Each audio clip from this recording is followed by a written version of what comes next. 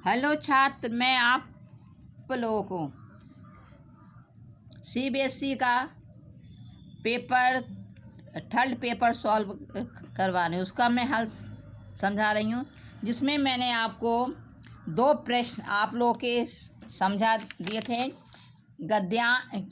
अपठित गद्यांश और अपठित पद्यांश, जो आप लोगों ने अपनी कॉपी में किए। अब उसके ही आगे मैं आप लोगों को तीसरा प्रश्न समझाने जा रही हूँ। तीसरा प्रश्न है, निम्नलिखित भागों में से आपको उत्तर देने हैं। जैसे ही वर्षा हुई वैसे ही मोर नाचने लगे। इसको संयुक्त वाक्य में परिवर्तित कीजिए। जब वर्षा हुई तब मोर, इसका पहला ऑप्शन है, जब वर्षा हुई तब मोर नाचे। यह जो है संयुक्त वाक्य है, तो इसलिए इसका ऑप्शन, क्योंकि आपको संयुक्त वाक्य में परिवर्तित करना है। यह मिश्र वाक्य है। जब वर्षा होती है तब मोर नाचते हैं, यह भी मिश्र वाक्य है। वर्षा होते ही मोर नाचते हैं, यह है सरल वाक्य। अब आपका लास्ट बता है, वर्षा हुई और मोर नाचने लगे। इसका यह वाला ऑप्शन सही है, वर्षा हुई और मोर नाचने लगे। अब है दूसरा प्रश्न है, निम्नलिखित में से मिश्र वाक्य है। इसमें आपको मिश्र वाक्य छांटना है। तुम सच बोलते हो इसलिए महान हो। जब वह जूते खरीदने के लिए बाजार गया। जो छात्र अच्छे होते हैं वे गुरु की आज्ञा मानते हैं। इसमें यह वाला वाक्य आप लोगों का सही है। यह वाक्य क्या है, कौन सा है, मिश्र वाक्य है। उन्होंने मूर्ति को देखा और रुक गया। यह भी क्या है, संयुक्त वाक्य। तो ये वाला वाक्य जो है आपका थर्ड वाला वाक्य। थर्ड वाक्य जो तीसरा वाक्य है वह आपका कौन सा वाक्य है, मिश्र वाक्य है। फिर है तीसरा प्रश्न है, निम्नलिखित में सरल वाक्य। इसमें आपको सरल वाक्य छांटना है। सरल वाक्य है, मूर्तिकार ने सुनकर जवाब दिया। यह कौन सा है, सरल वाक्य है। चौथा वाक्य है, बाल गोविंद जानते हैं कि अब बुढ़ापा आ गया। इसमें रेखांकित उपवाक्य का भेद बताना है। तो इसमें रेखांकित उपवाक्य का भेद है संज्ञा उपवाक्य। इसका कौन सा है, संज्ञा उपवाक्य। फिर है, विपत्ति आने पर अपने भी साथ छोड़ देते हैं। रचना की दृष्टि से वाक्य का भेद बताइए। इसमें यह आपका सरल वाक्य है। तो इस प्रकार से तीसरा प्रश्न मैंने आप लोगों को जो है समझा दिया। अब चौथा प्रश्न है, निम्नलिखित सीता पुस्तक पढ़ती है। यह वाच्य से संबंधित, जो आपका व्याकरण में वाच्य चैप्टर है, वाच्य का पाठ है, उस पाठ से संबंधित यह आपके प्रश्नोत्तर है। सीता पुस्तक पढ़ती है, इसको जो है कर्म वाच्य में परिवर्तित कीजिए। तो इसका सही ऑप्शन है सीता के द्वारा, क्योंकि कर्म वाच्य में कर्ता के बाद के द्वारा शब्द का प्रयोग होता है। तो ये आपका ये वाला वाक्य है, सीता के द्वारा पुस्तक पढ़ी जाती है। दूसरा वाक्य है, मुझसे अब चला नहीं जाता। मुझसे अब चला नहीं जाता। इसमें आपको कर्तृवाच्य में यह वाक्य जो है परिवर्तित करना है। तो मैं अब चल नहीं सकता, ये इसका आपका ऑप्शन है। ये आपका ऑप्शन सही है, मैं अब चल नहीं सकता। तीसरा वाक्य है, निम्नलिखित में से कर्तृवाच्य वाला वाक्य छांटिए। इस बार उन्होंने गले नहीं लगाया। युवराज द्वारा पढ़ा जा रहा। तीसरा है, मुझसे अब चला नहीं जाता। आओ कहीं चला जाए। तो इसमें जो है फर्स्ट वाला ऑप्शन है वह आपका सही है। इस बार उन्होंने गले नहीं लगाया। अब चौथा वाक्य है आपका,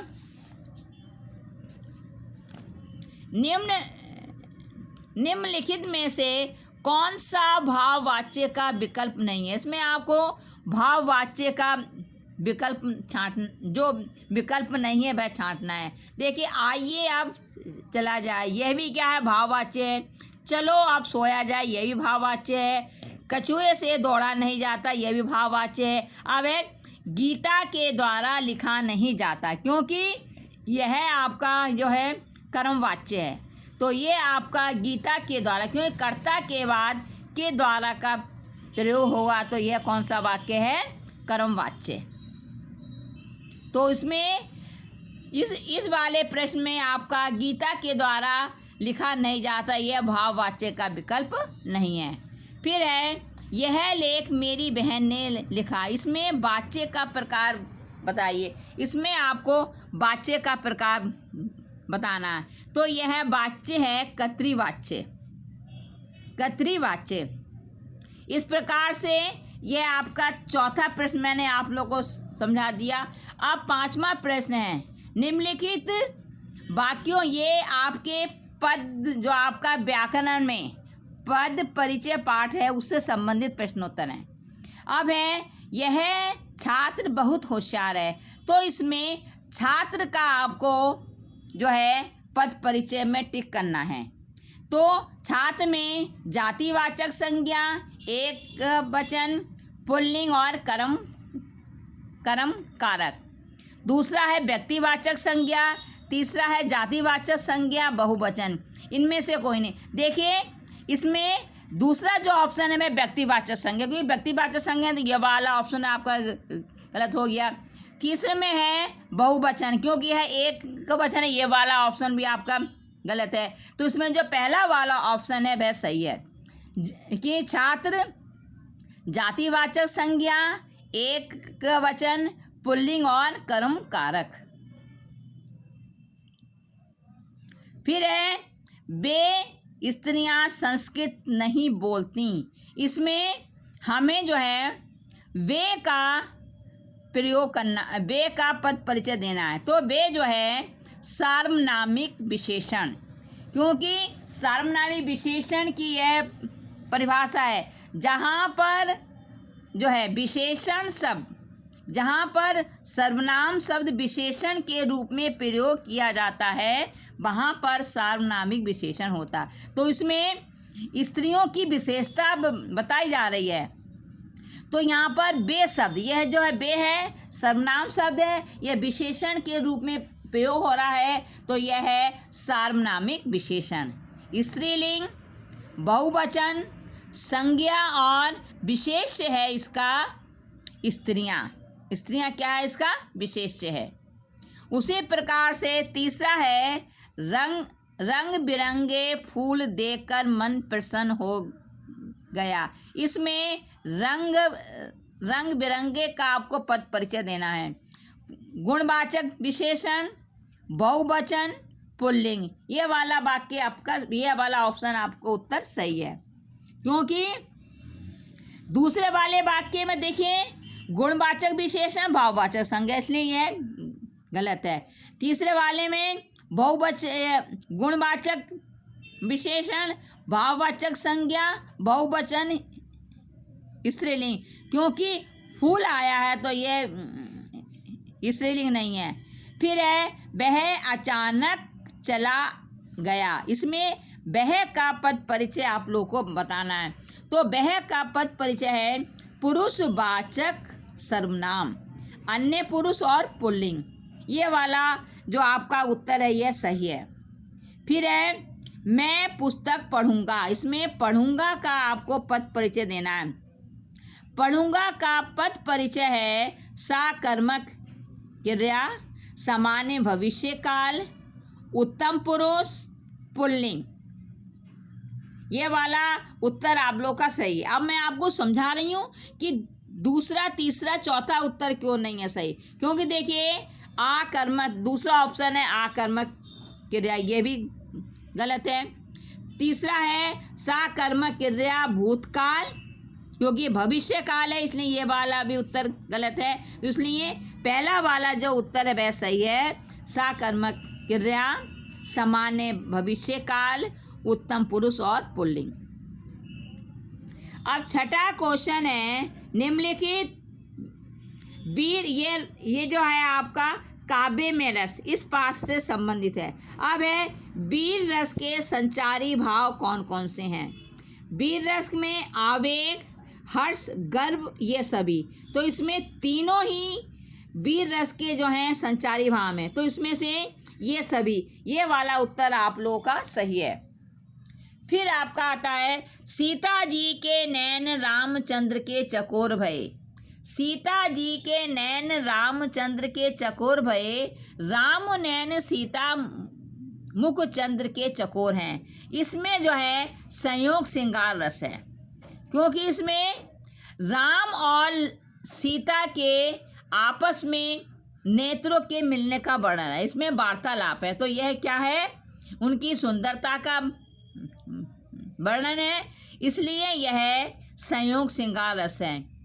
अब है स्थायी भाव की संख्या कितनी है। इसमें स्थायी भाव की संख्या 10 है। ये वाला उत्तर सही है। अब मैं आप लोगों को बताऊं यह वाला उत्तर क्यों सही है, क्योंकि रति श्रृंगार रस का भी स्थायी भाव प्रेम है और भक्ति रस का भी स्थायी भाव प्रेम है। तो दोनों रस का स्थायी भाव रति यानी प्रेम होने से, एक है ईश्वरीय प्रेम और दूसरा है मानवीय प्रेम। तो दोनों का स्थायी भाव एक होने से भले ही हमारे रस की संख्या 11 है, लेकिन स्थायी भाव 10 हैं। तो इसमें ये वाला उत्तर आप लोग का सही है। चौथा है रे नृप बालक काल बस, बोलत तो ही न समान, धनो ही सम त्रिपुरारी धनु, विदित सकल संसार। इन पंक्तियों में आपको रस बताना है। देखिए यह रस जो है रौद्र रस है, क्योंकि इसमें परशुराम जी के क्रोध का वर्णन है। फिर है मन को मन ही मांझ रही। पंक्ति में निहित रस कौन सा है, यह जो है वियोग श्रृंगार रस है। मन की मन ही, क्योंकि इसमें हमारे मन की इच्छा मन में ही रही है, गोपियों द्वारा वर्णन है, तो यह वियोग श्रृंगार रस है। तो इस प्रकार से मैंने आपको सैंपल पेपर 3 के मैंने आप लोग को ये प्रश्नोत्तर 5वां, तीसरा, चौथा, 5वां, छठा। अब है 7वां है, निम्नलिखित गद्यांश को पढ़कर ये आपका मानवीय करुणा की दिव्य चमक, इस पाठ से यह पहला वाला गद्यांश है। इसके प्रश्न है, गद्यांश के आधार पर बताइए कि फादर किस रोग से पीड़ित हैं। देखिए उसमें साफ लिखा है जहरवाद से। दूसरा है, लेखक ने ऐसा क्यों कहा कि फादर को जहरवाद से नहीं मरना चाहिए।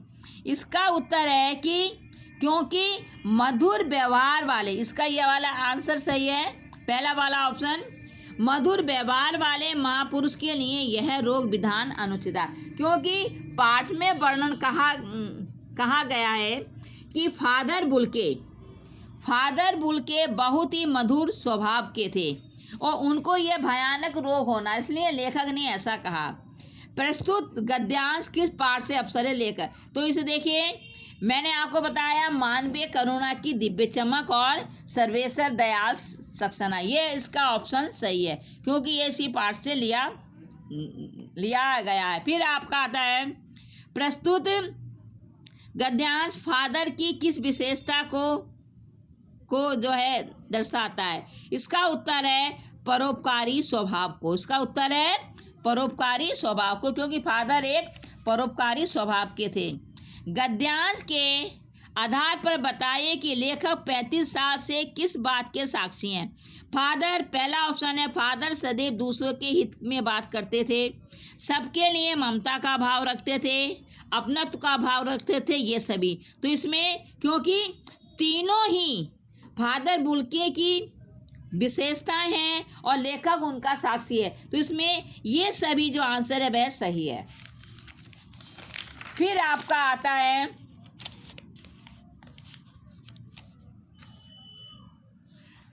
प्रश्न नंबर 8। इसमें निम्नलिखित पाठों इसके आप है बाल गोविंद भगत की संगीत साधना का उत्कर्ष किस दिन देखा गया। इसका उत्तर है जिस दिन उनके पुत्र की मृत्यु हो गई। दूसरा है मानवीय करुणा की दिव्य चमक पाठ के आधार पर बताइए कि फादर का अंतिम संस्कार किसके द्वारा किया गया। इसका उत्तर है पास्कल के द्वारा, क्योंकि फादर बुल्के का अंतिम संस्कार पास्कल के द्वारा ईसाई धर्म की विधि के अनुसार किया गया था। फिर नवा प्रश्न है आपको हमारे ये सूरदास के जो पद हैं उस पद का ये आपको काव्यांश है, इसके आपको प्रश्नोत्तर करने हैं। तो ये मैंने अर्थ आपको कक्षा में भी समझा दिया, पहले भी समझा दिया। इस है पहला प्रश्न है प्रस्तुत काव्यांश में हारिल की लकड़ी किसे कहा गया। क्योंकि इसमें गोपियाँ कहती हैं कि हमारे लिए श्री कृष्ण भगवान हारिल की लकड़ी के समान है, तो इसमें श्री कृष्ण भगवान को हारिल की लकड़ी कहा गया है। दूसरा प्रश्न है गोपियों को उद्धव द्वारा लाया गया योग का संदेश किसके द्वारा लगता है। क्योंकि इसमें लिखा गया है सुनत जोग लावत ऐसो जो करुड़ी ककड़ी, यानी उनको यह योग का संदेश कड़वी ककड़ी के समान लगता है। तिन्हई ले सौंपो पंक्ति में किसकी ओर संकेत कहा गया है। यह है जिनका मन चक्री के समान होता है, इस ओर संकेत किया गया। काव्यांश के आधार पर बताइए कि गोपियों ने मन वचन और कर्म से किसको अपने हृदय में बसाया है। श्री कृष्ण को। ये तो सभी को पता है कि श्री कृष्ण भगवान को उन्होंने अपने हृदय में बसाया। गोपियाँ ने अपने मन को कैसा बताया है स्थिर, अपने मन को कैसा बताया है स्थिर।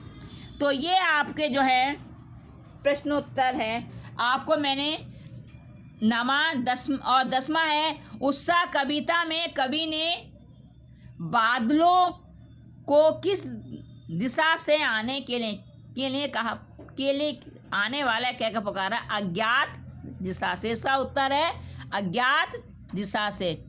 फिर आपका उत्तर परशुराम के बारे में कौन सी बात विश्व प्रसिद्ध है। बाल ब्रह्मचारी थे, अत्यंत क्रोधी स्वभाव के थे।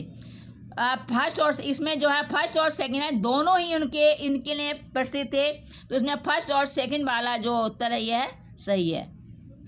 अब है आपके प्रश्न नंबर 11 में आपके ये प्रश्नोत्तर है गद्य खंड से संबंधित। भगत जी की पतोहू अपने भाई के साथ वापस क्यों नहीं जाना चाहती थी, उसकी क्या इच्छा थी। इसके प्रश्न आप लोगों को करने हैं। यदि हालदार साहब को कैप्टन की मृत्यु के पश्चात मूर्ति पर चश्मा नहीं लगा मिलता तो उनके मन में किस प्रकार का भाव जागता। यदि लेखक को हालदार साहब को कैप्टन की मृत्यु के बाद चश्मा नहीं लगा मिलता तो यह भाव उसमें उनके मन में यह भाव जागता कि इस देश में अब देश प्रेम की भावना नहीं रही, देशभक्ति की भावना नहीं रही है। अब है लेखक ने नवाब साहब को नई कहानी के लेखक किस प्रकार लगे। क्योंकि वह जब लेखक ने नवाब साहब को ट्रेन की खिड़की के बाहर खीरे को फेंकते हुए देखा तो उसे लगा कि नवाब साहब का केवल सूंघने मात्र से काम कि नवाब साहब ने खीरे खाने से नहीं बल्कि सूंघने से ही अपना काम ला लिया, तो उन्हें लगा कि उन्हें नए कहानी के लेखक लगे। अब है उत्साह कविता में के आधार पर बादलों का दूसरा पक्ष बताइए। बादल वर्षा करके लोगों को नया जीवन प्रदान करते हैं। दूसरी ओर उनके अंदर जो है विनाश और सृष्टि का निर्माण हो सके। वह एक क्रांति के दूत भी उनको माना गया है। दूसरा है राम लक्ष्मण परशुराम संवाद के आधार पर मात पिता जानी सोच पर करही महिष किशोर पक्ति का आशय बताइए। इसका है कि परशुराम कहते हैं कि मैं इनके माता पिता के बारे में सोचकर इनका वध नहीं कर रहा हूँ। फिर है बेटी माँ बेटी की सबसे घनिष्ठ मित्र होती है कन्यादान। ये मैंने आपको प्रश्न लिखवाया है क्योंकि माँ अपनी बेटी से हर तरह की बात करती है, क्योंकि विवाह के पहले वह अपने माँ और बहनों से सब बात करती है और विवाह के बाद वह अपनी बेटे से सब बात करती है, तो इसलिए यह उसको अंतिम पूंजी की प्रतीत होती है। ये आपके क्वेश्चन जो कृतिका किताब है उससे संबंधित है। तो इस प्रकार से मैंने आप लोगों को सैंपल जो 3 के मैंने आप लोगों को क्वेश्चन आंसर करा दिए हैं, जो आप लोगों को अपनी कॉपी में करने हैं। धन्यवाद।